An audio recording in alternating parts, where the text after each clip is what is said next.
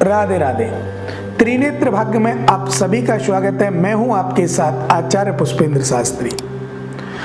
आज हम आपको बताने वाले हैं पूजा विधि।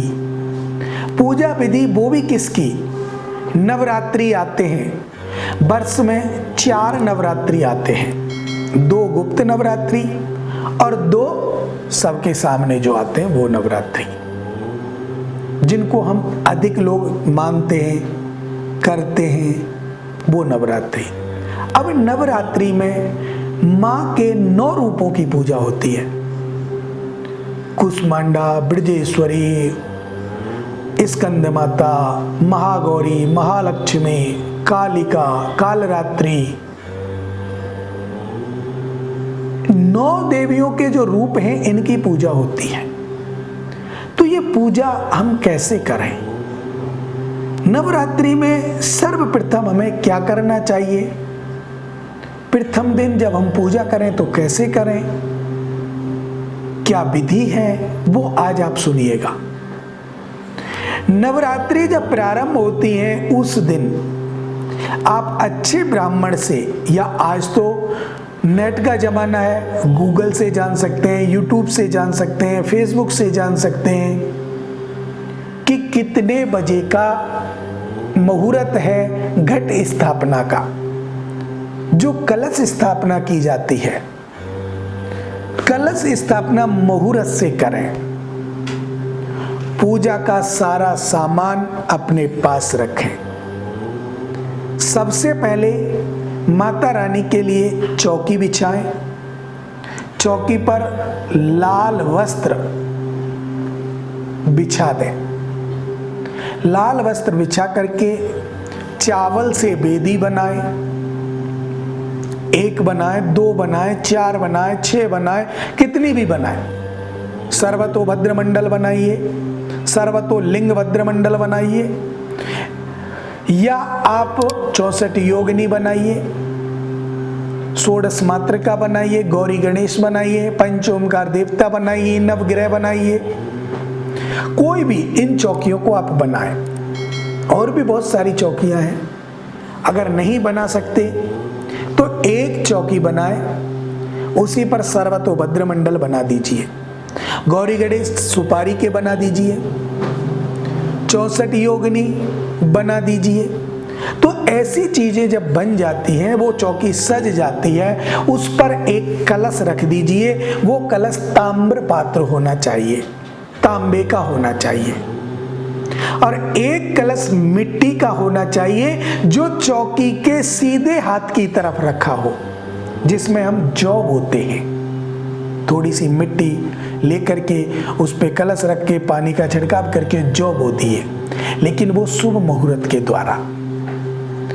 उसके बाद जो पूजा की विधि है, पूजा की सामग्री सारी अपने सामने रखें, जिसमें माता की चुन्नी, मां का श्रृंगार, फल फूल मिष्ठान इत्र, कलावा, रोली, सिंदूर, सारी जो पूजा की सामग्रियां हैं आपको किसी हमारी वीडियो में मिल जाएगा, और मैं कि पूजा की क्या क्या सामग्रियां हैं, आप वहां से उसको देख सकते हैं। उसके बाद सबसे पहले भगवान गणेश जी का ध्यान कीजिए और मां के 9 रूपों का आह्वान कीजिए। गणेश जी का आह्वान कीजिए और चौकी पर उन्हें विराजमान कीजिए। स्वस्ति वाचन से आवाहन कर सकते हैं। जिन पर स्वस्ति वाचन नहीं आता वो मन से भगवान से, माता रानी से आवाहन कर सकते हैं। माता रानी, मेरे घर में आप विराजिए, पधारिए, ये चौकी आपके लिए सजाई है। क्योंकि भाव की भूखी है मां, भाव के भूखे हैं। भगवान कहते हैं भावना में भाव ना हो, भावना बेकार है, भावना में भाव हो तो भव से बेड़ा पार है। ये भी कहा जाता है भाव का भूखा हूं मैं, भाव ही एक सार है, भाव से भजता मुझे तो भव से बेड़ा पार है।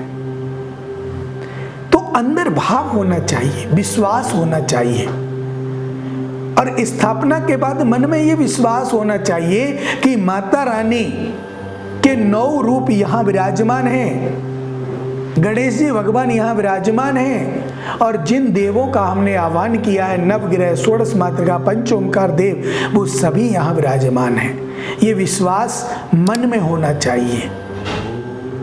फिर भाव पूर्वक उनके लिए जो आपने सामग्री मंगाई है उस सामग्री को एक एक करके चढ़ाते चले जाएं।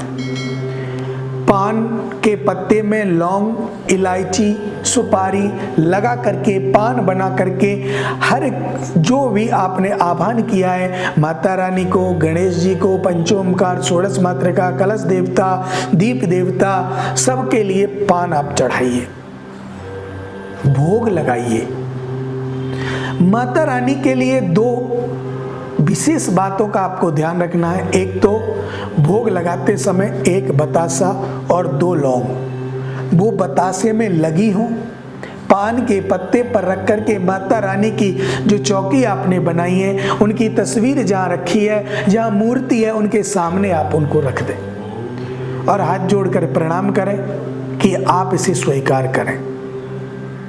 या फिर थोड़ी सी अग्नि प्रज्वलित करें और अग्नि प्रज्वलित करके माता रानी का नाम लेकर के वो 2 लौंग और एक बतासा जो हमने लगाया है वो माता रानी को अर्पण कर दें।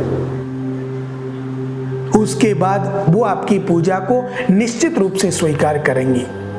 फिर मनसा वाचा कर्मणा, मन से, वचन से, कर्म से जैसे आप पूजा करेंगे वैसे वो आपकी पूजा स्वीकार करेंगी।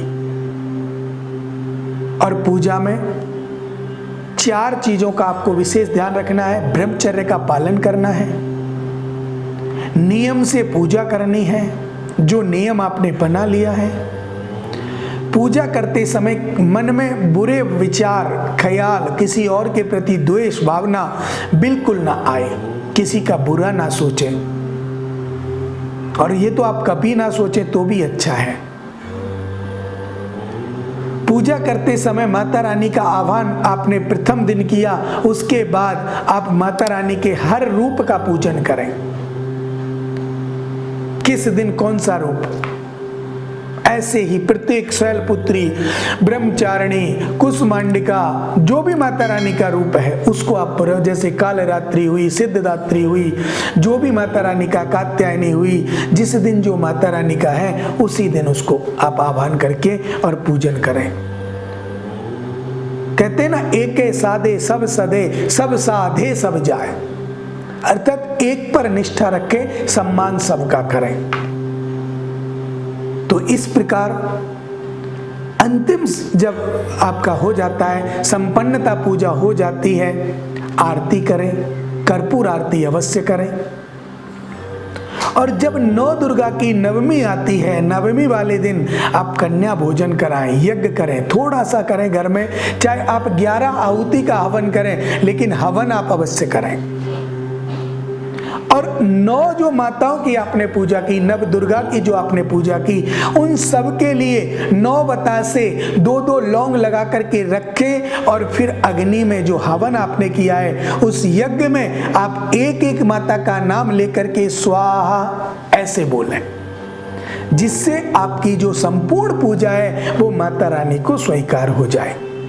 और जब माता रानी को वो स्वीकार हो जाएगी तो आपका कल्याण हो जाएगा। तो इस विधि से करें माता रानी की पूजा, आपको निश्चित लाभ मिलेगा, आपकी गृह शांति अच्छी होगी, घर में गृह कलेश दूर होगा, शादी, विवाह, नौकरी, व्यापार, स्वास्थ्य सब कुछ अच्छा हो जाएगा। अब मुझे दीजिए इजाजत। राधे राधे।